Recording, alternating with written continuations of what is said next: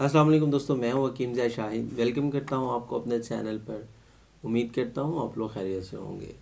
एक बार फिर एक नई वीडियो के साथ और एक नए नुस्खे के साथ आपकी खिदमत में हाजिर हूं। दोस्तों, माज़रत चाहता हूं आप लोगों से कि कुछ अर्सा मैं वीडियो नहीं बना सका, बल्कि कुछ दिन तकरीबन 7-8 दिन से मैं वीडियो नहीं बना सका। उसके लिए एक पोस्ट मैंने आप लोगों के लिए छोड़ी थी कि छोटे भाई की शादी थी, जिसमें मसरूफ़ियत थी बहुत ज़्यादा, कुछ मेहमान थे घर में, तो इसी वजह से मैं वीडियो नहीं बना सका। अब से इंशाल्लाह रेगुलर तरीके से वीडियोस आती रहेंगी, उसी तरीके से जैसे पहले चल रहा था। तो उम्मीद करते हैं कि अच्छे से अच्छे नुस्खा जात आप लोगों को मिलते रहेंगे और आप लोगों की मोहब्बत मुझे मिलती रहेगी। आज का हमारा नुस्खा है ज़कावत हिस्स के बारे में। बहुत सारे मैसेजेस आए, बहुत सारे लोगों ने टेक्स्ट किया कि आप ज़कावत हिस्स का कोई नुस्खा दे दें, ज़कावत हिस्स का कोई नुस्खा दे दें और अच्छा नुस्खा दें, पेटेंट हो, मतलब मुजर्रब हो। तो आज का जो नुस्खा है हमारा बहुत ही मुजर्रब और आजमूदा है, ख़ास तौर पे ज़कावत हिस्स के लिए। ये बड़ा पेचीदा सा मर्ज़ है और बड़ी तकलीफ़ अमल भी है। बड़ी मतलब इसमें जो अलामात आ जाती हैं, हर वक़्त का इंतशार हो जाना, ज़रा सा ख्याल आएगा इंतशार हो जाता है, या फिर कुछ ख्याल आ जाए ऐसा गलत ख्याल जिसको बोलते हैं, तो धात के कतरे गिरना शुरू हो जाते हैं। अक्सर मज़ी के कतरे निकलना शुरू हो जाते हैं, जिसको सफ़ेद पानी भी कहते हैं, और इस किस्म की आ जाती हैं। और फिर जब ज़कावत हिस्स का मर्ज़ शुरू हो जाता है तो इससे आगे बहुत सारे अमराज जन्म ले लेते हैं। सूरत इंजाल का मरीज़ हो जाता है, जरियान शुरू हो जाता है, मतलब पेशाब के बाद या पहले धात के कतरे गिरना शुरू हो जाते हैं। मतलब ये सारी अलामत आ जाती है। फिर एक कमज़ोरी और मैदा ख़राब हो जाता है। बड़े बहुत सारे अमराज जो हैं इस मर्ज़ के साथ जुड़े हुए हैं, और आजकल ख़ास तौर पे बहुत ज़्यादा इसकी शिद्दत देखने में आ रही है। अगर सेक्शुअली पेशेंट जो है, मतलब 100 में से आप 80% जो लोग हैं वो ज़कावत हिस्स के मरीज़ हैं। तो इसीलिए आज का नुस्खा भी हमारा उसी मकसद के लिए है। तो आपको डायरेक्ट नुस्खे की तरफ लिए चलूँगा, ज़्यादा तमहीद लंबी चौड़ी बात नहीं करेंगे। तो इससे पहले कि नुस्खे की तरफ जाएं, अगर अभी तक चैनल को सब्सक्राइब नहीं किया तो सब्सक्राइब कर लीजिए और बेल आइकन को ज़रूर प्रेस कर लीजिएगा, ताकि मेरी हर नए आने वाली वीडियो आपको मिलती रहे। तो चलिए चलते हैं आज के अपने नुस्खा की तरफ। जी तो दोस्तों, हम आ चुके हैं आज के अपने नुस्खा की तरफ। हमें क्या क्या चीज़ें चाहिए होंगी और इनकी क्या क्या क्वांटिटी होगी, ये अभी आपको बताते हैं। अब सबसे पहले अगर बात कर लें तो हमारे पास है काफूर। मुश्क काफूर भी इसको कहते हैं, काफूर देसी भी कहते हैं। और दूसरे नंबर पर हमें काली मिर्च चाहिए होगी। तीसरे नंबर पर हमें चाहिए होगा धतूरा स्याह जोज़ मासल।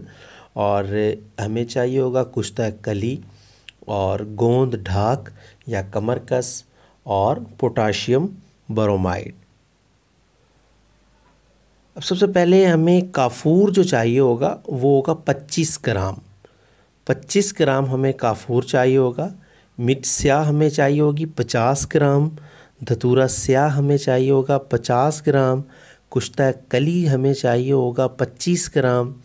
और कमरकस जो है ये भी हमें 50 ग्राम चाहिए होगी।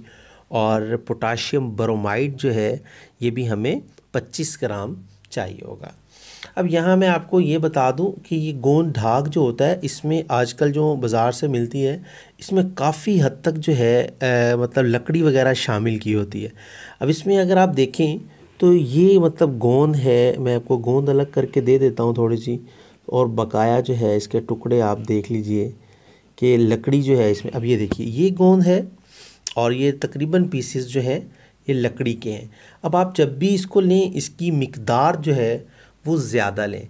मतलब अगर मैंने आपको अभी 50 ग्राम बताया तो आप, ये सस्ती है, कोई इतनी महंगी नहीं है, आप इसे 100 ग्राम लीजिए और इसकी अच्छे से सफाई कीजिए। जो सिर्फ गोंद है उसे आप रख लीजिए, बाकी आप वेस्ट जो है जो लकड़ी होगी आप उसे ज़ाया कर दें, ठीक है। तो इसी तरीके से जो भी चीज़ें होती हैं बकाया तकरीबन साफ़ सुथरी चीज़ें हैं, इसमें सिर्फ लकड़ी होती है, इसीलिए आपको मेंशन कर दिया, बता दिया कि आप इसे किस तरह साफ़ कर सकते हैं। अब आपने क्या करना है, इन तमाम चीज़ों का बिल्कुल बारीक पाउडर कर लेना है। पहले आप इन तमाम चीज़ों को कर लेंगे, कुश्ता कली भी आप रहने देंगे, पोटाशियम ब्रोमाइड भी रहने देंगे। इन तीन चीज़ों को आपने, मतलब गोंद ढाक जोज़ मासल और मिर्च स्याह को आपने बिल्कुल बारीक पाउडर कर लेना है, क्योंकि ये तीनों चीज़ें ऑलरेडी पाउडर हैं। और काफूर को हमेशा एंड में शामिल करते हैं, क्योंकि इसमें नमी आ जाती है और दवा जो है वो सही तरह पिस नहीं पाएगी आप लोगों से। पहले आप लोगों ने इन 3 चीज़ों को ग्राइंड कर लेना है, फिर आपने उसमें पोटाशियम ब्रोमाइड मिक्स कर देना है, कुश्तैकली मिक्स कर देना है। जब बिल्कुल आपका अच्छे से बारीक पाउडर तैयार हो जाएगा, एंड में आपने काफूर शामिल करके उसको रगड़ लेना है, या ग्राइंडर में कर रहे हैं या खरल में, जिस चीज़ में भी आप कर रहे हैं, सबसे एंड में आप लोगों ने काफूर को शामिल करना है। अब जब ये तमाम चीज़ों का आपका पाउडर तैयार हो जाएगा तो आपकी दवा जो है वो तैयार हो चुकी है। अब आपने इसको कैसे इस्तेमाल करना है, इसकी मिकदार खुराक क्या है, तो ये आगे चल के आपको अभी बताते हैं। जी दोस्तों, तो उम्मीद करता हूँ आपको अच्छे से समझ आ गई होगी कि आपने क्या क्या चीज़ें लेनी हैं और कितनी कितनी मिकदार में लेनी है। जब आप इन चीज़ों का सफ़ूफ तैयार कर लेंगे, पाउडर तैयार कर लेंगे, तो आपने इसकी खुराक क्या लेनी है। तो इसकी मिकदार खुराक जो है बड़ी एहतियात से आप लोगों ने लेनी है, क्योंकि इसकी मिकदार खुराक काफ़ी कम है। 1 रत्ती से 2 रत्ती तक है, मीन्स के 125 mg से 250 mg तक आप इसकी खुराक ले सकते हैं। 125 mg मतलब कि छोटा सा कैप्सूल होता है, सबसे छोटा जो कैप्सूल होता है वो 125 mg का होता है, फिर उसके बाद 250 mg का होता है। मतलब आप 125 mg से 250 mg तक की मिकदार खुराक ले सकते हैं। अगर आप तबीब हैं या अगर आप किसी को बना के देना चाहते हैं तो भी आप पेशेंट के हिसाब से, वज़न के एतबार से और उम्र के लिहाज से, मतलब अगर अभी नौजवान लड़का है तो आप उसे 125 mg दे सकते हैं। अगर थोड़ी सी उम्र ज़्यादा है, 20 मतलब 20+ है, तो आप उसे 250 mg तक इसकी मिकदार खुराक देंगे। और इसको आपने नीम गर्म दूध के साथ इस्तेमाल करवाना है सुबह और शाम। मतलब सुबह, अच्छा अक्सर लोग पूछते हैं खाने से पहले या बाद में, तो ये खाने के बाद ही इस्तेमाल किया जाएगा नीम गर्म दूध के साथ। याद रखिएगा, इसको पानी से बिल्कुल नहीं लेना, क्योंकि ये थोड़ी सी खुश्की पैदा करता है। तो हमें जब भी आप इसे लेंगे नीम गर्म दूध के साथ लेंगे।